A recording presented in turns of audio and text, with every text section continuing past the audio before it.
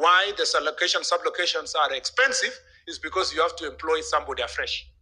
For the sub-counties and the divisions, we already have officers who have been employed, who are either ACCs operating in offices, international level, or DCCs. That is easier to deal with.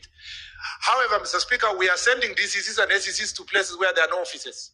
So there's no office, there's no car, there's no anything. But, you know, the leaders come to us and say, where to, Matu? We will see what we can do from there. So I want you to do that which you promised us to do, to make them, have comfortable working environment as we work towards the chiefs and the assistant chiefs. It's expensive for the chiefs because it comes with their allowances, it comes with their salaries, and it comes with the AIE that they are going to use in the new administrative units.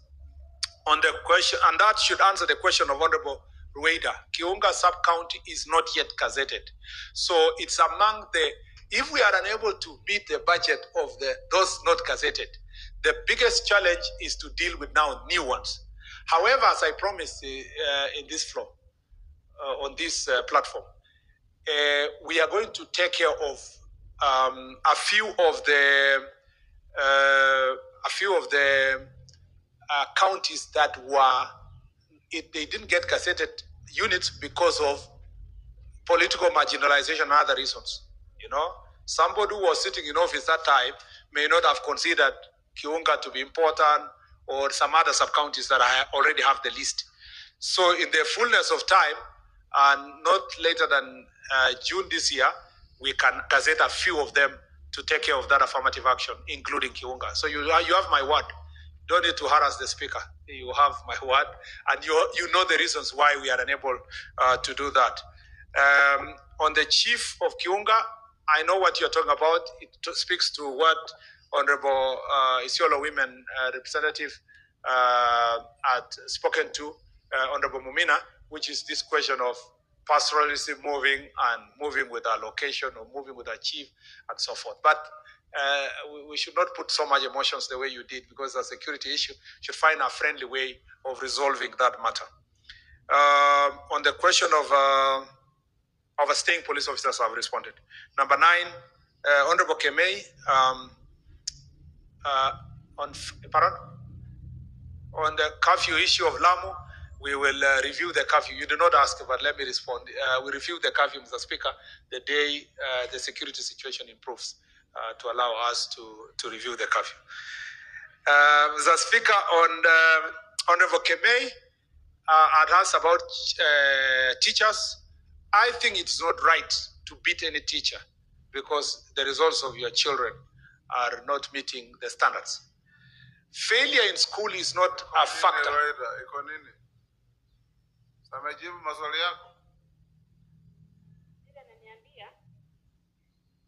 Waziri anasema wataalamu waendelee kukaa na hii curfew mpaka security kwe sawa. Tumekaa kwa miaka 15. Ni haki atuambie tuendelee hivyo hivyo. Kwani hakuna njia ya kufanya mpaka, yani hiyo miaka 15 hamjapata suluhisho mpaka sasa. Hakuna suluhisho ya hiyo curfew kaondolewa. Ni haki Lamu, watu wa Lamu, ikifika saa 12 hakuna ndege inaingia Lamu, hakuna take off or landing kwa sababu hakuna runway light. Na huwezi toka nje ya Lamu au kuingia Lamu. Hata kufanya kazi sisi wabunge na kwa shida. Bwana Speaker, ni ukweli, but also that curfew has helped stem the security challenges we have in that area. And there is no great inconvenience that can be equated to loss of life. Mr. Speaker, the number of lives we've lost on that road, Mr. Speaker, and because of the failure to have that curfew, cannot be compared to economic benefits.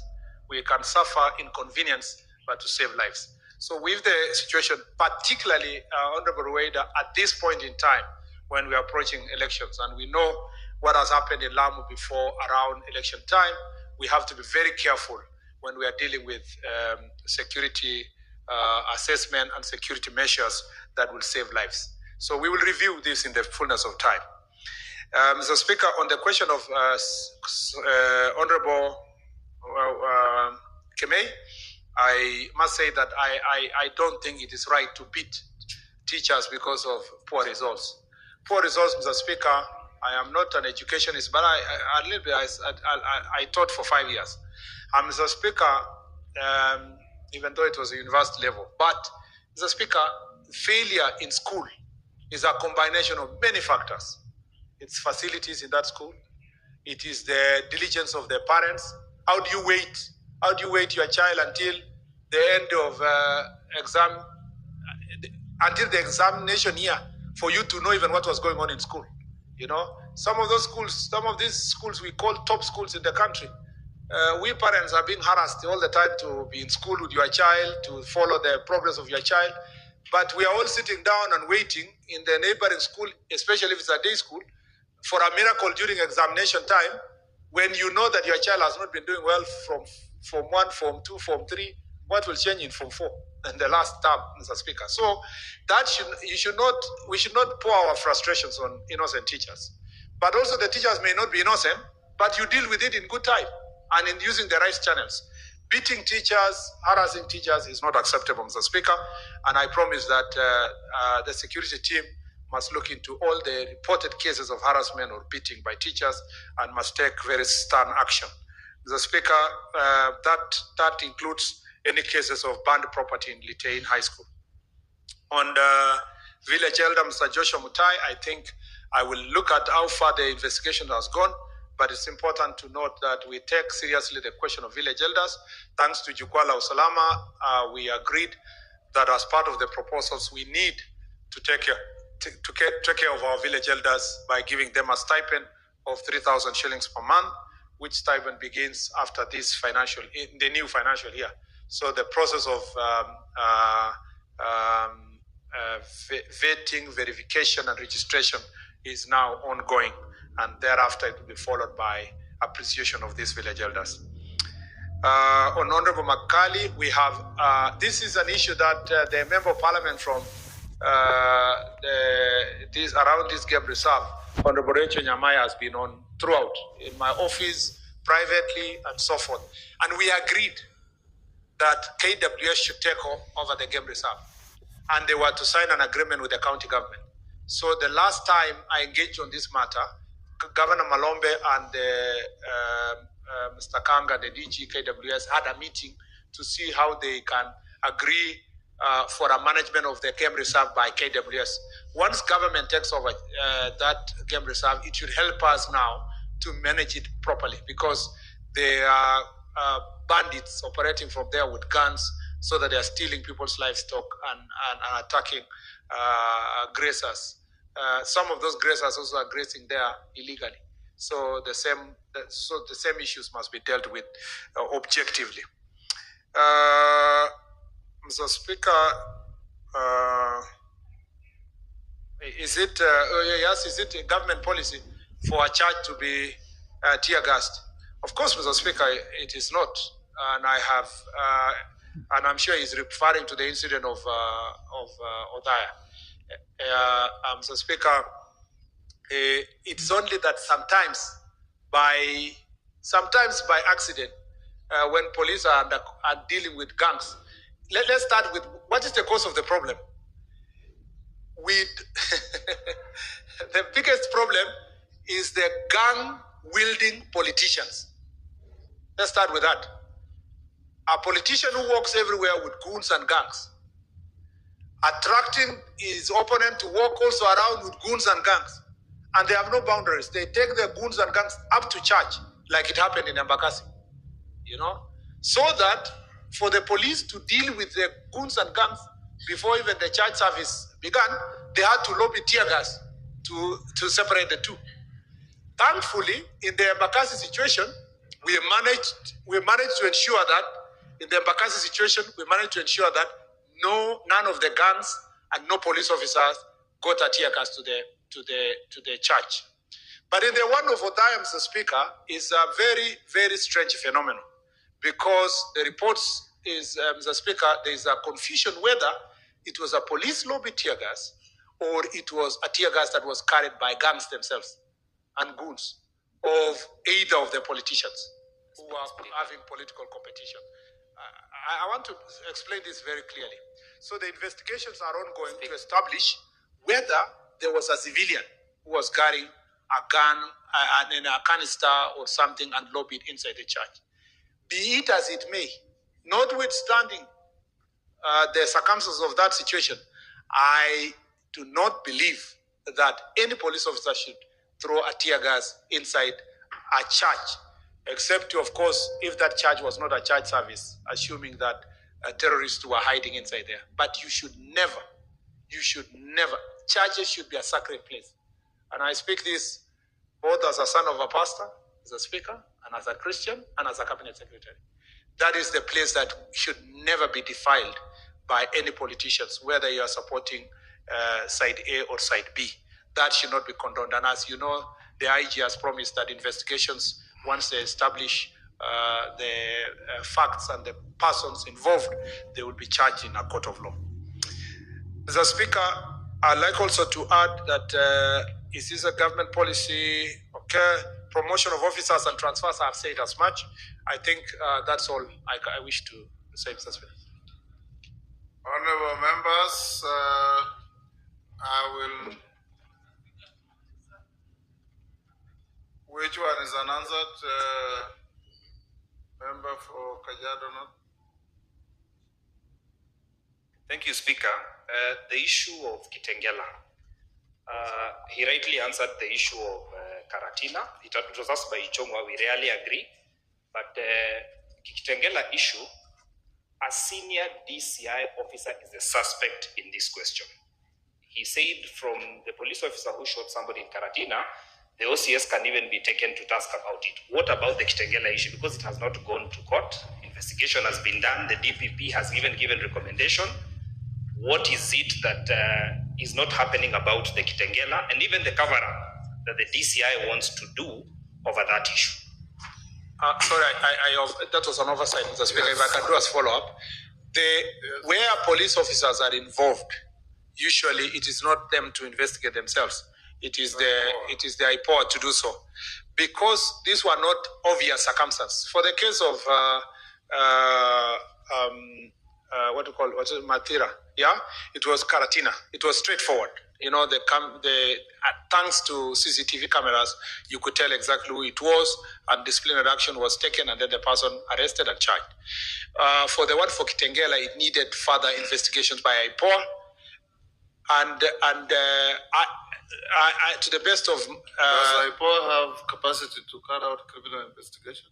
Yes, Mr. Speaker. It's actually the only thing they do is the criminal investigation on parts of the police where police are culpable.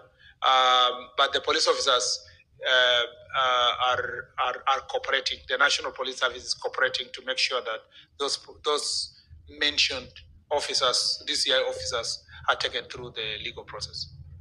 Yeah. Honorable members, I will, it's now 1. I'll take 3-3. Which one is unanswered, Shakil? Operationalization of 5 locations and 9 sub-locations that have already been gazetted. The answer. Order Jalango, he was not. But it was answered on Shakil. He said he's finished with sub-counties, is now cascading downwards. Isn't that what you said? Okay, let's... wow. I'll take 3-3. Cynthia 1. Is that Lekuton? Lekuton 2. And Karemba 3. This side, member for Fafi. Tijara, sorry, 1. So you're number 4. Magarini 3. Sorry, 6. I've taken 3, 4, 5. Sunguli 6. Mr. Speaker, I am in the middle here. And I'll give the chairman of security. Mr. Speaker, I am in the middle. Where do I belong? Who? I'll give you Taitumu. Just hold on. Let them ask. Number 1. 1 question each. We are running out of time. Yeah, thank you, I'll Honorable also Speaker. give you a look at just take a seat. Thank you, Honorable Speaker. Mr. Speaker, I'm in the middle. Who is in the middle? Ah, Kipchumba. Yes, sir. Yes, I'll give you. You are disadvantaged. You know you are sitting very far from me. You will be number 7. Cynthia? Thank you, Honorable Speaker. We have a very bad situation in my county. In Aldai constituency, a ward called Kipchumba, a village called Kapso. Honorable Speaker, we have a young gentleman by the name Engineer Nixon who died, who was killed by bandits in Turkana. Honorable Speaker, of course, we empathize and we really went to support the family. But the problem I have, Honorable Speaker, and I would like the Minister for Interior to be able to address this, not for only Nixon Engineer, but for every other person who falls victim to the banditry that is still happening in this country. Honorable Speaker, there is no official communication to the family in regards to exactly what happened. And number 2, there is no proper official update in regards to the investigations into the matters that surrounded his dying. And lastly, Honorable Speaker, can we get a policy way forward from the Cabinet Secretary regarding how the victims of banditry will be treated going forward in regards to the things that they used to do and even in terms of compensation, Honorable Speaker. Number 2.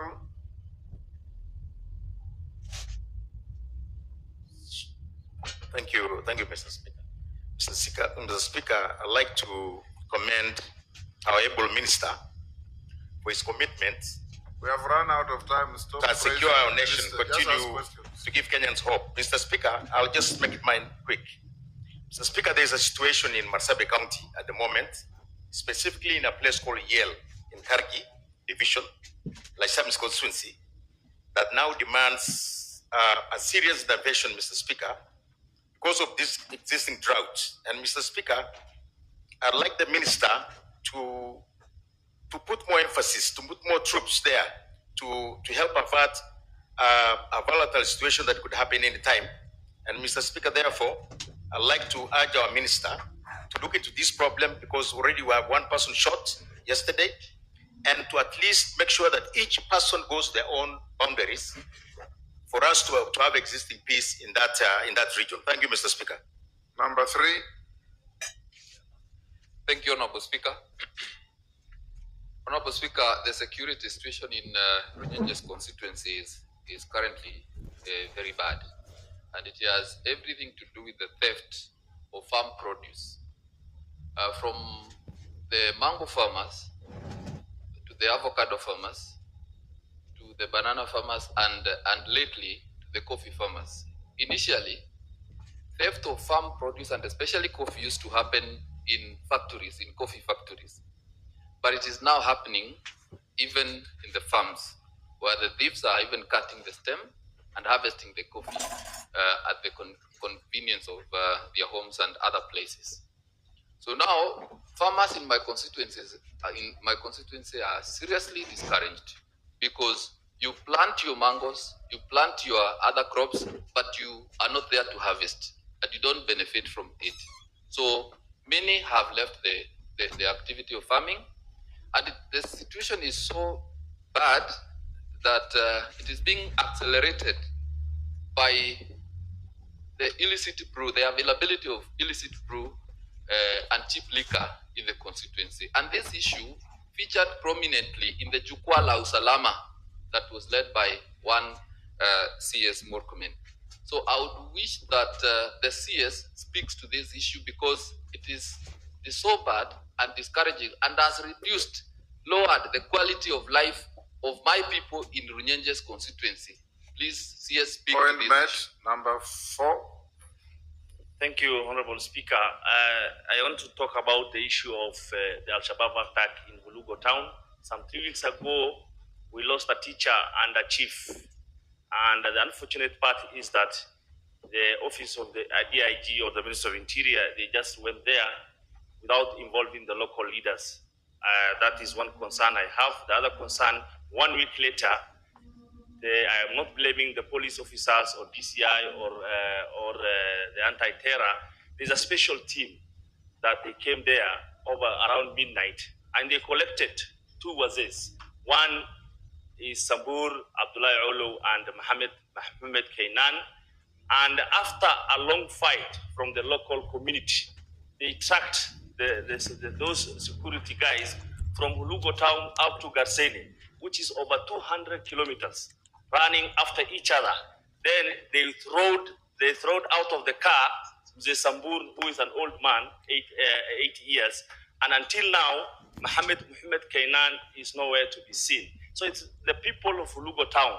They're in a panic situation as you speak for the last 1 month, both from the Al-Shabaab attack from that side of the other border, and also from our own security team. So I would like to ask the minister, what is he doing on that? And why is he not involving the local leaders when they're visiting their respective leaders? I want to ask him, is there any area MP maybe from Ijara? Because I was not involved that visit from his office. Thank you. Number 5. Thank you, Mr. Speaker. While we were in Naivasha, residents of plot 575 were subjected to unlawful eviction which was supervised by police officers from Marereni and Gongoni, supported by heavily armed goons. And as I speak, they are still camping there to still erect a fence all around the plot. Despite the fact that the residents obtained a court order to stop the activity, they are still on with the activity of fencing the plot under the surveillance of the goons and the police officers. Bwana CS, I need your urgent intervention into that matter.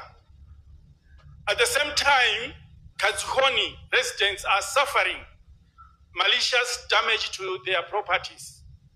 Again, under the supervision of police from Gongoni Police Station. Bwana CS, I need your intervention to that matter. Songoli. Mr. Speaker, I first want to thank the CS for... I've stopped you from praising the CS. No, I'm not praising. It's just as the basis of my question. Yes. That for the attention they paid to the problems in Angata and Lolgoria. But Mr. Speaker, the problem of insecurity in Lolgorian calls for new attention. Because Lolgorian is a cold area, the minister should consider putting special attention to security in Lolgorian and Masrura. Now the issue is, you have praised us for putting up police stations. I have put up a police station in Masrura. When you gazetted the new police stations, you did not include Masrura. I put up a new a place for the DCI in Lolgorian town itself. You have not populated that place.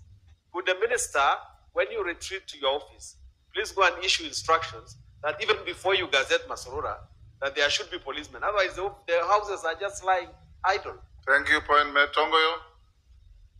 Thank you, Honorable Speaker. Good comment for the CS and his team for the situation in North and Kigo Valley. One question, Mr. Speaker. The CS, you had said, of course, severally that when you were doing the Jukwala Salama, one thing that came out very prominently and repeatedly all over the country is the very dire state of our police stations and police posts all over the country. It's the same thing, Honorable Speaker, that we noted as a committee when we were doing rounds. And Honorable Speaker, CS, you remember when we had the pass out of the chiefs in the State House, His Excellency the President made a pronouncement, or rather, I think probably a suggestion, that considering that it is almost impossible for the ministry to fund the facilities, the police station and the police post, we can able to have it as a shared function between ourselves, the ministry, Ministry of Housing, and possibly, of course, the NGCDF, which we have continuously been doing, but they seem to have been probably a more organized and structured way to do it. What I want to know, and Speaker, I remember I raised it in Naivasha, maybe the CS can apprehend the House, possibly what the President exactly intend was in addressing